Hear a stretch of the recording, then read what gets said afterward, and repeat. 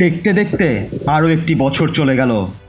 কেমন ছিল 2023 তোমাদের জন্য? কারো জন্য 2023 হয়তো ছিল কষ্টের, কান্নার এবং হাহাকারের। অন্যদিকে কেউ কেউ হয়তো 2023 বেশ উপভোগ করেছ, বেশ সফল হয়েছ। যেরকমই হোক না কেন, সময় এসেছে 2023কে বিদায় জানানোর। সামনে 2024 আসছে, তাকে সাদরে আমন্ত্রণ করার। সময় এসেছে নতুন বছরে নতুন কিছু করার, নিজেকে পরিবর্তন করার। আমি জানি না তোমার 2023 কেমন ছিল, কিন্তু এতটুকু জানি তোমার 2024-এ নিজেকে ভালো করতেই হবে। 2023 যদি তোমার জন্য অভিশাপ থাকে, তাহলে 2024কে তোমার জন্য আশীর্বাদ বানাও।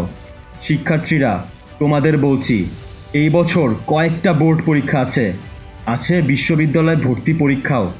নিজেকে এখন থেকেই প্রস্তুত করে ফেলো আসন্ন সকল পরীক্ষার জন্য। এখনও সময় আছে, প্রচুর পরিশ্রম এবং পড়াশোনা করো। পূর্বে হয়তো অনেক সময় নষ্ট করেছো এবং ফাঁকিবাজি করেছো। এই নতুন বছরে নিজেকে পরিবর্তন করে ফেলো সম্পূর্ণরূপে।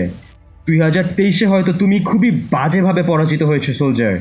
হয়তো অনেক স্বপ্ন দেখেছিলে সফল হওয়ার, কিন্তু সেটা বাস্তব রূপ পায়নি।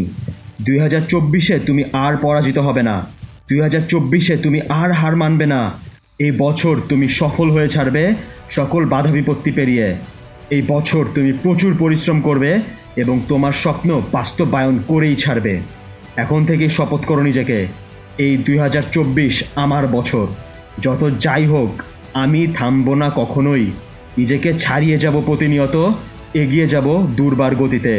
এই নতুন বছরে নিজেকে পরিবর্তন করো সোলজার, সাফল্য আসবেই।